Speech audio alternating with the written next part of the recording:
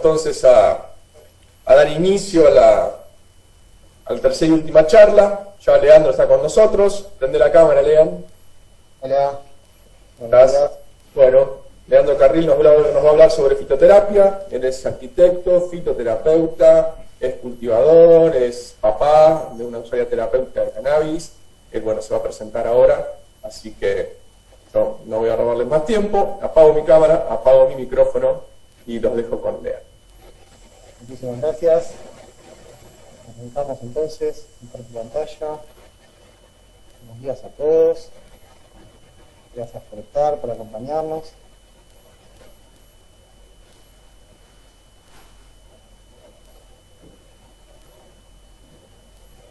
¿Estamos bien ahí?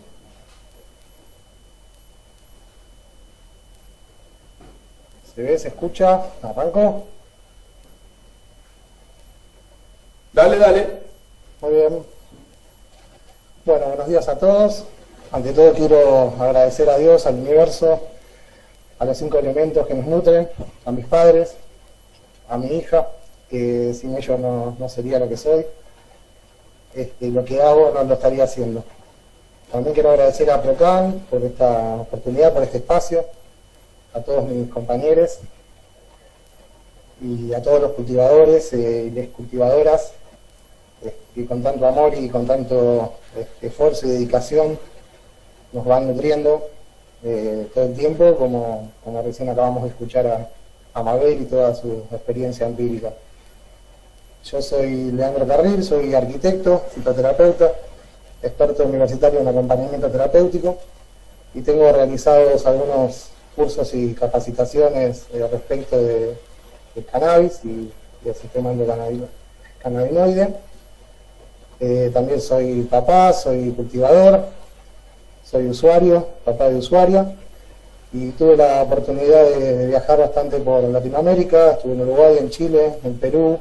Tuve la oportunidad de estar en la Universidad de Santiago de Loyola, en Cusco, dando algunas charlas al respecto, y también participando en un congreso en la Universidad Andina de Cusco. Recientemente hice con el doctor Karim Raab de Colombia un curso muy profundo y muy interesante sobre fitoterapias. Le quiero agradecer públicamente porque es un médico mío patronicista que sabe muchísimo y que tiene un gran corazón y es muy generoso, y nos ha regalado libros muy interesantes. Ha hablado sobre medicinas ancestrales, que ahora voy a transmitir un poquito de eso también, y quiero que sepan que todo este material está a disposición de quien le guste y quien disponga. En la última placa voy a dejar mis datos de contacto como para que puedan solicitarlos y también para que puedan hacer las preguntas que quieran. También nuestros compañeros están ahora en el chat ahí respondiendo mientras nosotros hablamos, pero dejo a disposición para que sepan cualquier pregunta específica, podemos profundizar luego. Empezamos con el concepto de fitoterapias, proviene del griego, fitos planta y terapias curación. El uso medicinal de las plantas es ancestral en distintas civilizaciones como la egipcia y la mesopotámica, en China, India, en América Latina tenemos ejemplos de los aztecas, los incas, los amayas, tobas, guaraníes en Paraguay, y tenemos también documentación que ellos han dejado, como por ejemplo este tipo de papiros e ilustraciones donde se nos deja claramente, si bien uno no tiene por qué saber leer ahí, no sé qué será esto, si arameo o qué, pero es muy fácil de comprender de que estamos hablando de plantas enteras, desde la raíz, el follaje, los frutos, los tallos y demás.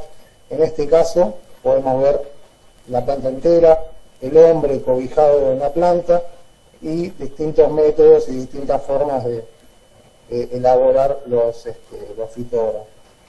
fitoderivados. Y en esta otra placa podemos ver las distintas variedades de plantas y ya iban de alguna manera dejando por escrito el resultado de la observación empírica, ¿no? Ancestralmente era el único elemento que disponían. La medicina china también es una medicina que tiene orígenes milenarios y es practicada por miles de millones de personas, como todos sabemos, basada fundamentalmente en la experiencia y la observación empírica. Y actualmente con los avances de la ciencia y la tecnología muchas cosas se han ido comprobando también mediante métodos a través de la ciencia. Ellos desarrollaron teorías como la del yin y el yang, que no es más que la teoría del equilibrio, y la doctrina de los 5 elementos. También habían formulado este tipo de gráficos donde relacionaban puntos energéticos o de alguna manera receptores de energía, de simbiosis, que relacionaban distintas partes del cuerpo, como las manos, las orejas, los pies, bueno, ahí como pueden ver, en todo el cuerpo en general, a los distintos órganos.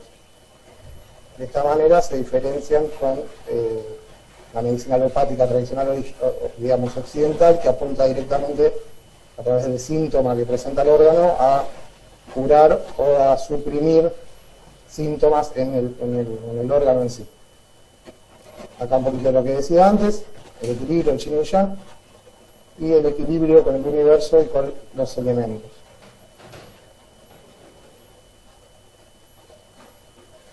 Bueno, esto es auriculoterapia, es también parte de lo que les estaba contando, también proviene de China, de esta cultura, y bueno, acá se puede ver, la oreja es como un feto, es como el lóbulo, y acá podemos ver dónde se encuentra la columna, los huesos y demás. Bueno, que les interese profundizar con estos temas, ya saben, reflexología podal, lo mismo. Esto ya es una imagen más actual, donde se puede ir comprobando a través de distintas aparatologías ese tipo de gráficos y de teorías basadas en la observación, como les decía antes. Y reflexología de manos. Por otro lado tenemos de origen indio la Ayurveda, se practica en India hace más de 5.000 años también, en forma ininterrumpida. En el idioma sánscrito, Ayur significa vida y Veda, conocimiento. Literalmente significa la ciencia de la vida. No está concebido solo como un sistema médico, sino como un verdadero sistema de vida para promocionar la salud, a través de la armonía con el medio ambiente. Fíjense qué curiosidad, ¿no? Otros miles de millones de personas, miles de años de observación, llegan a conclusiones similares en otro lado del mundo que los chinos. Armonía, equilibrio y sanación a partir del equilibrio cuerpo, mente y espíritu, la ingesta de alimentos. Esta imagen es una imagen que me gusta muchísimo, es Buda Kuan Yin, es una Buda iluminada de la China, y es muy significativa. Yo la quiero explicar un poquito. La flor de loto, que es por donde ella está sentada en posición de meditación, es una flor muy hermosa y muy exótica que suele crecer en los pantanos, sobre el barro. Ella está sentada y tiene en una de sus manos una ramita de sauce y en la otra de sus manos una vasijita de agua.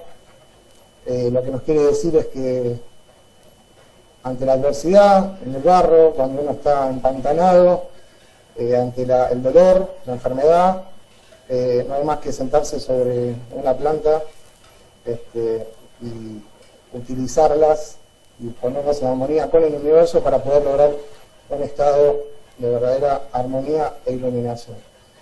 Para los que no saben, la famosa aspirina proviene del sauce, es un sintetizado que bueno, ya todos conocemos, todos hemos usado, y que sabemos que usado en el tiempo nos libera de muchos dolores, pero sostenido en el tiempo nos genera, por ejemplo, úlceras, nos genera también que se licúe la sangre, entre otras cosas, y además se genera un desmonte irracional que también nos saca oxígeno. Entonces yo propongo, plantemos más sauces en todos los barrios, que todas las personas puedan ir, sacar su pedacito de corteza, hacer su propia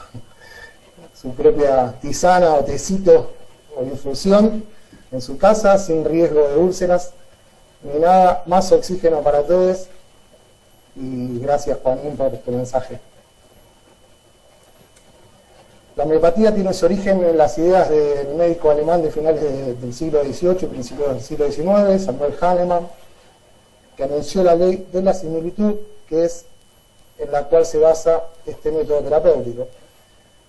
El sábado que viene va a hablar la homeópata Ana María de Leo, que quiero mucho, una colega, compañera de Procan, que es homeópata unicista, así que yo simplemente hoy voy a contarles un poquito de qué se trata a nivel introductorio.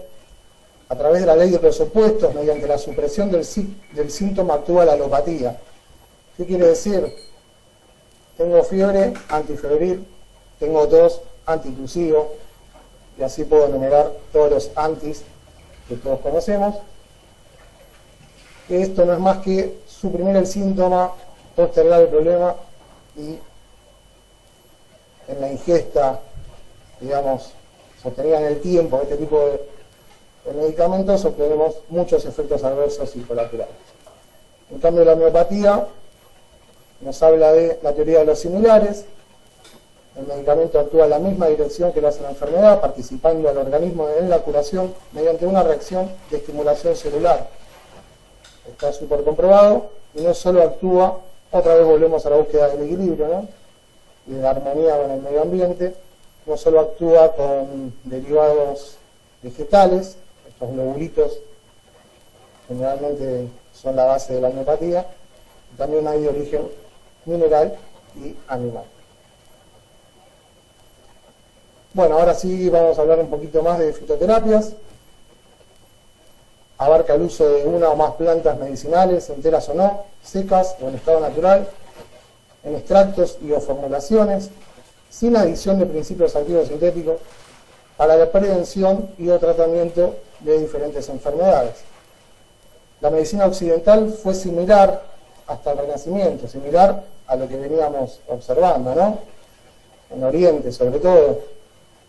Cuando luego el Renacimiento comenzó una intensa investigación de la anatomía, hasta el inicio de la química y de la física como ciencia, en el siglo XVIII, y a partir del siglo XIX la biología fundamental. Fíjense qué recientes son estas ciencias respecto de la ciencia empírica observacional. En el caso de la medicina ascética tradicional, se basa en los principios activos de las plantas principalmente. La fitoterapia es un término creado en los comienzos del siglo XX por Henri Leclerc, médico francés. Desde entonces se relaciona con la utilización de las plantas medicinales con fines terapéuticos, que se diferencia de la actual, la medicina sintética convencional. Como ya venimos diciendo y repitiendo, un enunciado de él es terapia complementaria que utiliza plantas o partes de ella, donde el empirismo de la medicina tradicional se transforma en fundamento científico. Fíjense qué profundo y qué interesante, porque si bien él fue un visionario en este aspecto, hoy la observación empírica nos da la certeza de que este tipo de teorías no estaban tan equivocadas en este marco pandémico actual, social, con una gran crisis a nivel mundial sobre los daños en el universo que todos conocemos, y obviamente nosotros somos parte de lo mismo, ¿no? Parte de ese todo. La fitoterapia es reconocida por la Universidad, iba a decir, la Organización Mundial de la Salud, pero todavía no se ha complementado con la medicina convencional, como sí pasa en la India, por ejemplo. La Organización Mundial de la Salud reconoce que los costos de las plantas medicinales son menores en comparación a las drogas sintéticas, así como su uso en la prevención y o tratamiento de múltiples enfermedades. Eso es un cuadrito que sale ahí de la página. Y también limita el uso de la fitoterapia a la administración por vía oral o tópica en afecciones leves, crónicas o moderadas, no autorizando su uso por vía parenteral. Con respecto a los beneficios que la OMS reconoce, bueno, el efecto es más prolongado y no tiene contraindicaciones graves como los medicamentos sintéticos. son más económicos y se pueden tomar con infusiones otisanas, que son los simples tecitos que cualquiera puede hacer en su casa, así que no entiendo por qué si reconocen eso, no reconocen el resto. Es necesario conocer las plantas a utilizar y cómo se deben utilizar.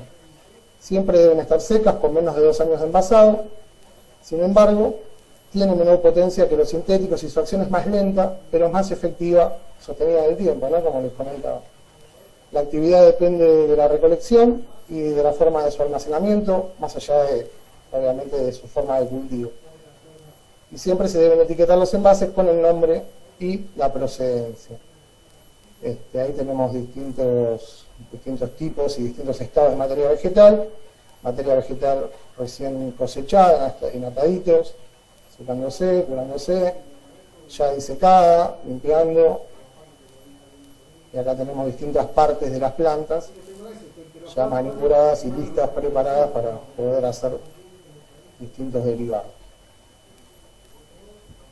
Estas son algunas de las plantitas que podemos tener en nuestras casas, que crecen muy fácilmente, que son muy fáciles de cuidar y que nos dan un montón de beneficios y un montón de propiedades para poder utilizar y tener a mano y asegurarnos de estar consumiendo, por ejemplo, citronela, lavanda, cola de caballo, romero. Bueno, los que ven acá, todas tienen propiedades. Después el que quiera profundizar ya saben.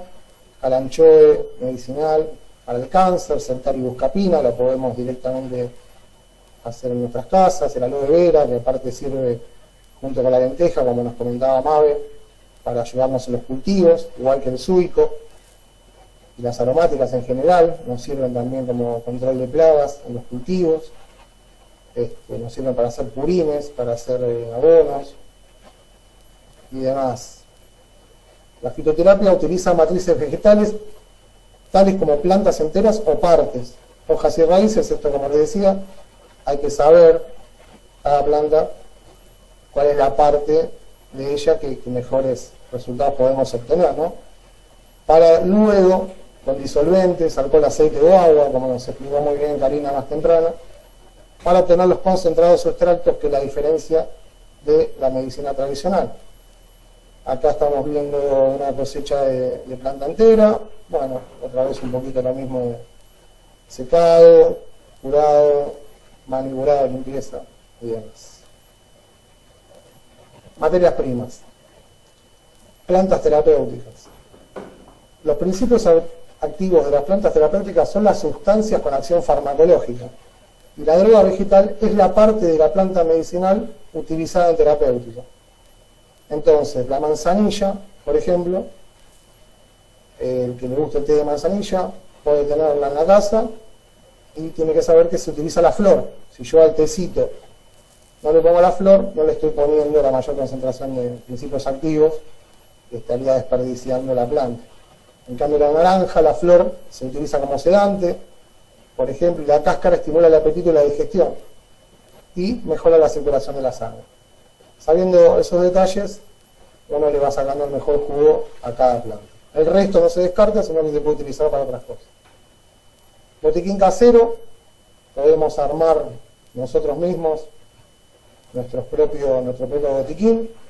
Siempre tenemos que tener en cuenta trabajar con elementos descartables, sanitizantes, alcohol y demás, como para tener un producto de calidad y de excelencia, que a la vez también después vamos a poder medir y chequear en laboratorio antes de consumir. Los fitocomplejos son metabolitos secundarios, tampoco me voy a detener porque ya habló Karina, que pueden incluir a los flavonoides, los terpenos, como explicaba bien Cari, los fitocannabinoides en este caso, saponinas, aceites esenciales, alcaloides como la cafeína. Muchas veces se aíslan, purifican y elaboran productos para tratar enfermedades crónicas y delicadas como la insuficiencia cardíaca y dolor asociado a enfermedades terminales. Para manejar la dosis y evitar intoxicaciones, se utilizan justamente los fitofármacos. De esto también ya habló Cari. Estos son los terpenos. Lo que yo les voy a contar es que los terpenos mayormente lo que hacen es, además de todos sus poderes analgésicos, antiinflamatorios y todo lo demás que ya explicó Gary, también son los responsables del aroma, del olor, ¿no? Principalmente de las distintas plantas. El linalol, estos que están acá, todos los contienen el cannabis, pero por ejemplo el linalol lo podemos conseguir también en la lavanda, el cariopileno en la pimienta, el terpineno en el cardamomo, el eucaliptiol en el eucalipto, el pireno en el pino, limoneno en los cítricos en general, mayormente en el limón, y el mirceno en el tomillo. Esto que ven acá es un cuadro gráfico de una cepa de cannabis, donde nos está especificando que es una cepa alta en THC, extremadamente alta, con una cantidad de CBG de 1,68, CBD 0,47, y a la vez tiene 32,7 de beta-cariopileno, 21,6 de limoneno, bueno, como ven acá, linalol, NLN y demás.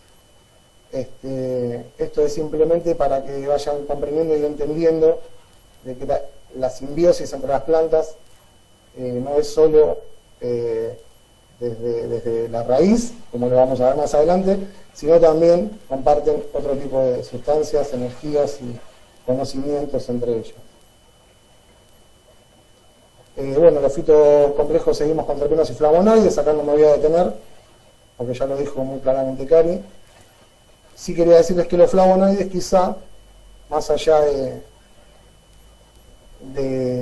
que funcionan como pigmentos, o sea, son los que nos dan la coloración y la tonicidad de las distintas flores y plantas, y son moléculas señalizadoras y defensoras frente a infecciones y lesiones. En la misma planta actúan así. Esas propiedades luego se transmiten a los preparados y obviamente a los consumidores, ¿no? Tienen propiedades antioxidantes, antiinflamatorias, antialérgicas, antibióticas, antidiarreicas, anticancerígenas. Yo soy amante de los terpenos y flavonoides y soy partidario de utilizar métodos y procesos en frío con la menor evaporación posible, porque justamente es ahí donde tenemos la posibilidad de perdernos de ellos. Los tricomas también los explico acá, así que yo simplemente lo voy a pasar muy rapidito y me voy a detener acá. Tricomas transparentes no cosechar, blancos se pueden cosechar, tiene un efecto más bien cerebral y energizante, 50% blanco, 50 ámbar, tiene un mix de efectos, es un punto óptimo para la mayoría de los cultivadores y para la mayoría de las patologías. Sin embargo, a lo que yo me dedico, que es básicamente pediatría y geriatría, elijo el 90% ámbar porque en la evidencia empírica y en el uso obtengo efectos relajantes pasándome en el corte, ¿no? Cortando ya la flor oxidada. Como venimos escuchando, se produce ya una descarboxilación de manera natural, que luego sigue, cuando ya está envasado también el producto. La única manera de tenerla es estando en el freezer a menos 20 grados, como ya nos explicaron. Acá tenemos algunas fotos sacadas con lupa de distintas cepas que tengo. Ahí se llega, esos bolillitos que se llegan a ver son los tricomas, es donde está la mayor concentración de componentes terapéuticos del cannabis. Y acá podemos ver también distintos puntos de cosecha. Esta sería la cosecha tardía, se puede ver claramente la oxidación de la planta. Bueno, micorrizas. ¿Qué son las micorrizas? Son asociaciones simbióticas entre los hongos y las raíces de las plantas vasculares, en cuyo crecimiento juegan un papel muy importante. Las raíces segregan azúcares, aminoácidos y otras sustancias orgánicas utilizadas por los hongos. Y las plantas utilizan propiedades de ellos cuando las necesitan. Las plantas le piden ayuda a los hongos, muchas veces interactúan, y los hongos a las plantas para protegerse mutuamente y para nutrirse y alimentarse. Las micorrizas incrementan la superficie de absorción hasta 1000 veces, mejoran la eficiencia en la captación de nutrientes y el agua del suelo, aumentan la resistencia al estrés hídrico, potencian la tolerancia de patógenos y promueven un crecimiento equilibrado de toda la fibra orgánica. Acción terapéutica de los cannabinoides. Ya nos habló Cari de los principales. Yo voy a hacer acá una breve descripción de la acción terapéutica, muy superficial. En este cuadrito se puede ver cómo ya se tiene registro de cómo actúan estos terpenoflavonoides y cannabinoides en el organismo, desde lo neurológico, resultados muy satisfactorios en Alzheimer, Parkinson, trastornos del espectro autista en general, esclerosis múltiple, espasticidad, epilepsia, convulsiones, tinnitus, Tourette, entre otros. Seguramente me olvido algunos, les pido disculpas. Dolor y sueño, artritis, inflamación, espasmos musculares, fibromialgia, lesión en la médula espinal, insomnio, migraña, calambres.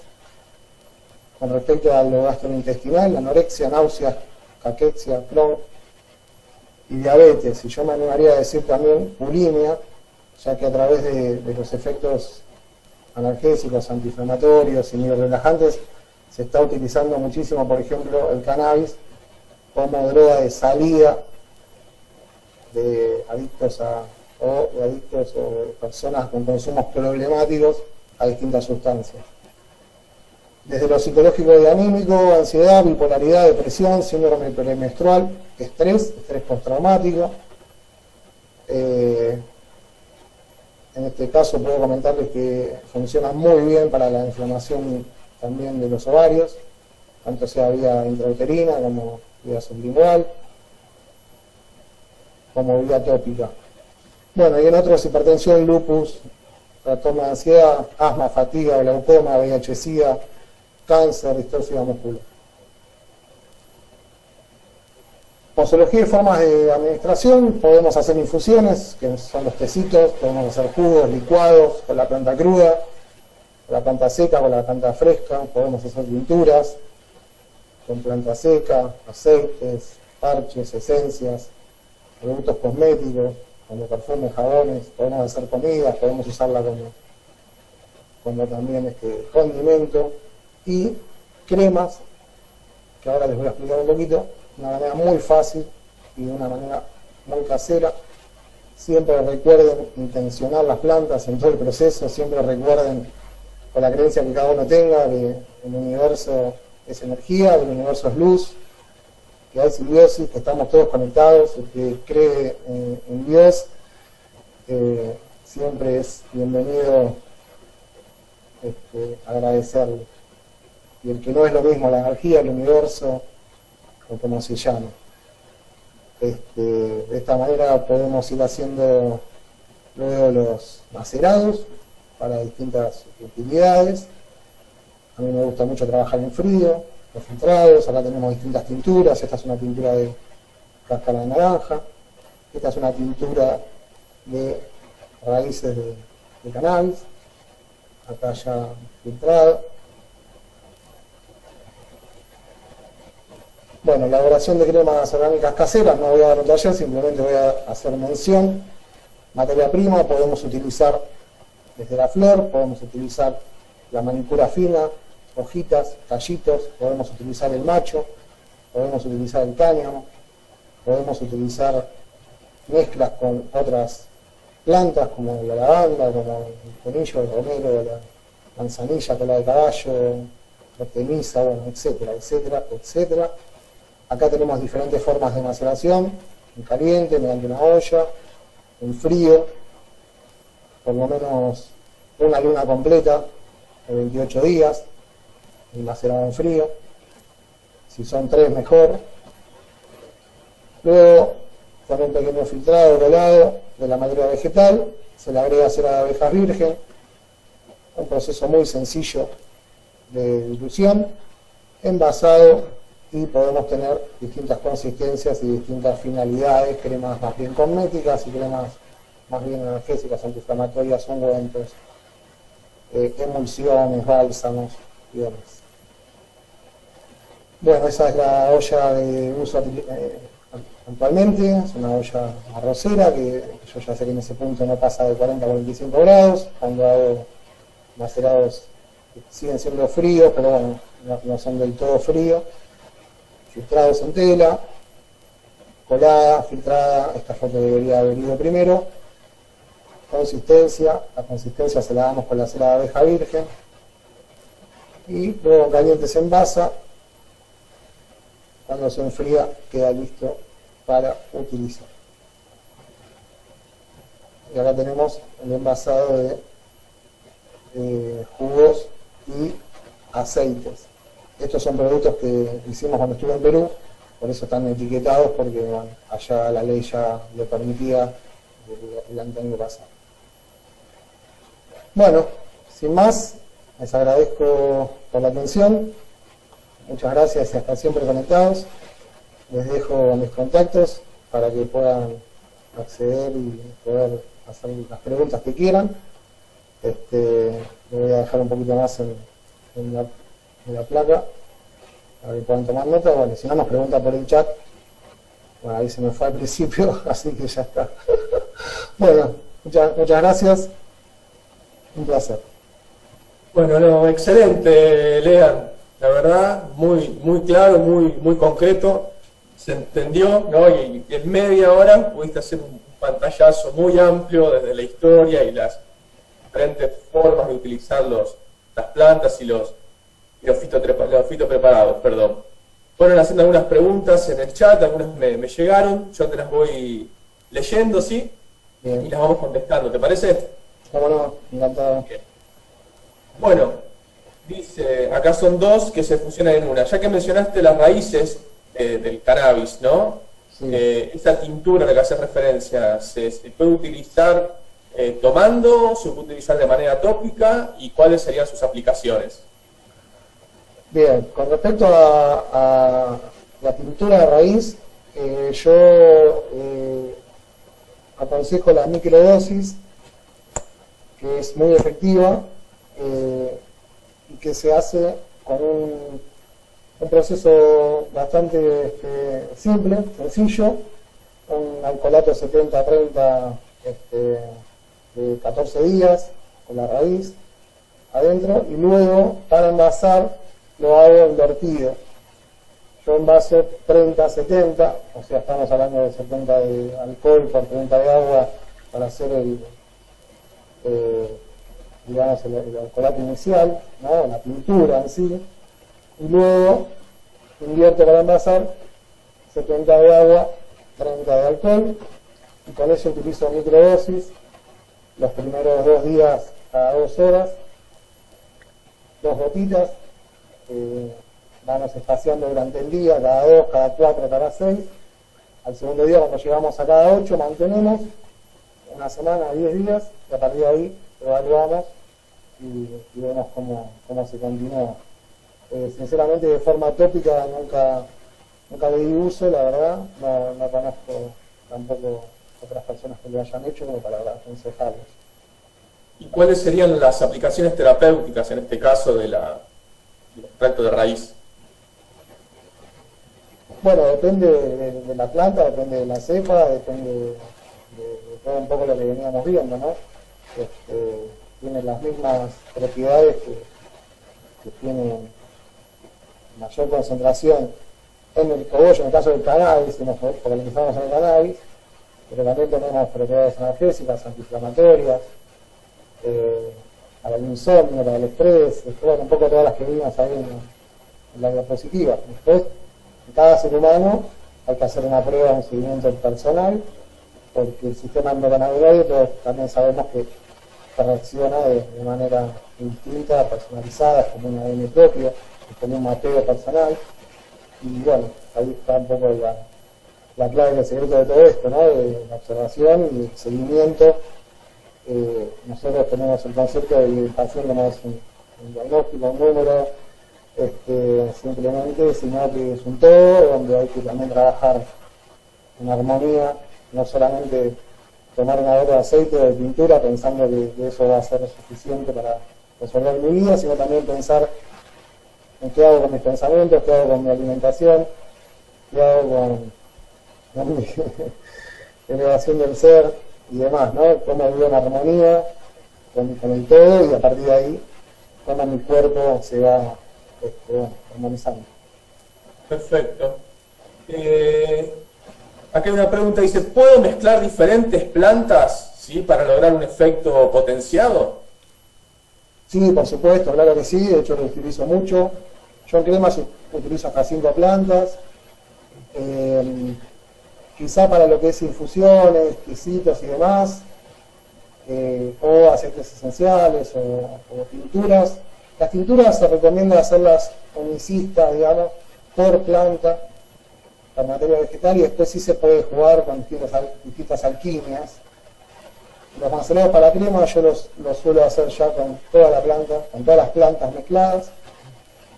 Y, por ejemplo, para el caso de infusiones, está comprobado que 2 plantas funcionan mejor que una, y más de 2 quizá tiene que estar muy bien quizá esquematizado el plano para que lo voy a usar, pero bueno, qué sé yo, hay duplas conocidas como la pasionaria y la valeriana, la pasiflora, o la carqueja y la cola de caballo para el hígado. Bueno, digamos, hay ya algunas formulaciones que las herboristerías y las dietéticas inclusive ya te ven el paquetito armado, ¿no? Bien. ¿Cuáles son las plantas que debería tener sí o sí en mi balcón? Sí o sí en el balcón, sí, aloe vera, aloe vera, que crece sola, que es súper noble, que prospera un montón, que le podemos regalar a un montón de gente, que nos hace bien para un montón de cosas, y que también nos ayuda para cultivar otras. La lavanda tampoco no puede faltar, es un yuyo también, crece en todos lados, cuando la conoces la ves por todos lados. La citronela, otra gran planta, con un montón de propiedades nutritivas, repelentes, y demás, y dan unas flores hermosas. Bueno, yo tendría todas, pero moringa, artemisa, son plantas que hoy ya las podemos conseguir acá en Buenos Aires. El neem es una planta sagrada de la India, que tiene también propiedades nutricionales, para la higiene bucal, para biorrepelencia, repele el dengue, y con su sola presencia, ponerlo en el balcón, prospera en una maceta, bueno, mandaría un montón más. Bien. Me quedo con esa. Muy bien. ¿Cuándo se recomienda secar una planta? Vos dijiste que se podía consumir en licuado, cruda, o también se pueden secar. Bien, con respecto a secar, cuando uno tiene mucha materia vegetal y tiene que guardarla, la mejor manera es el secado para evitar después hongueos y que se pueda pudrir y demás.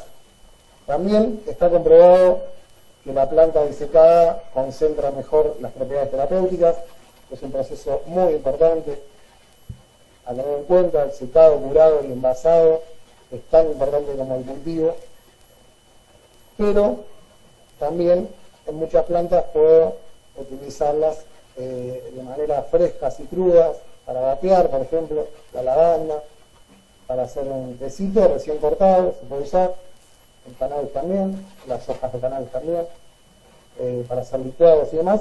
Y de esa manera, como nos explicaba también Cari, los distintos flavonoides, terpenos y cannabinoides son o lipófilos o hidrófobos, ¿no?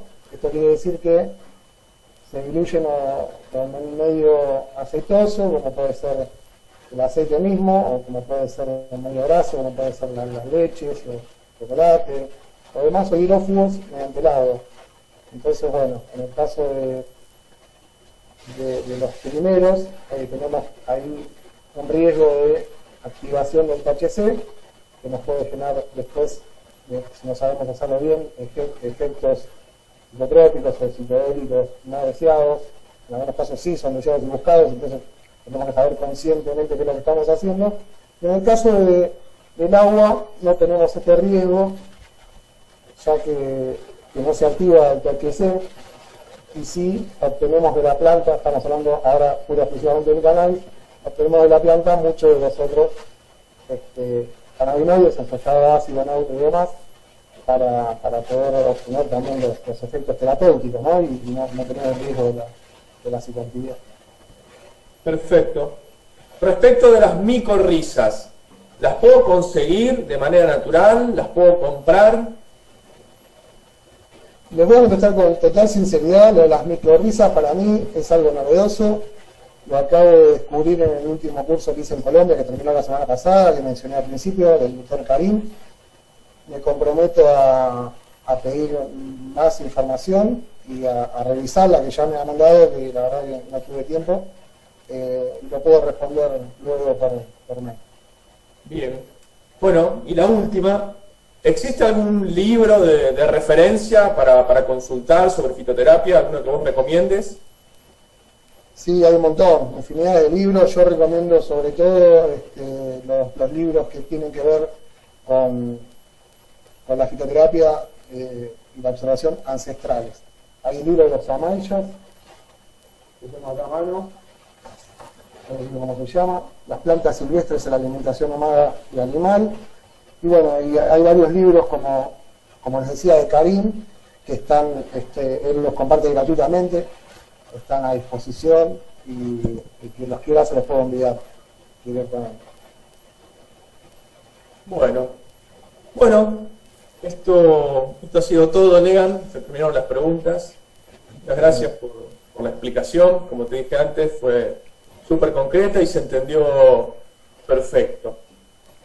Bueno, gracias a vos. Así que bueno, esto ha sido todo. ¿Sí? Damos por finalizada entonces la segunda jornada de este webinar, Cultivando Conocimiento.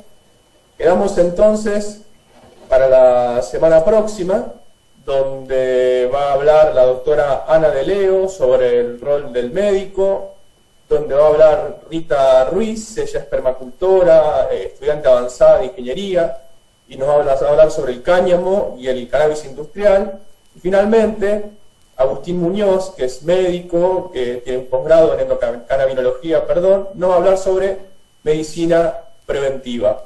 Así que bueno, muchas gracias a todos. Nos encontramos el próximo sábado 3 de octubre a las 10 de la mañana, hora argentina. Muchas gracias por estar, muchas gracias por participar y por llenarnos de preguntas en el chat. Nos esperamos la próxima semana. Saludos.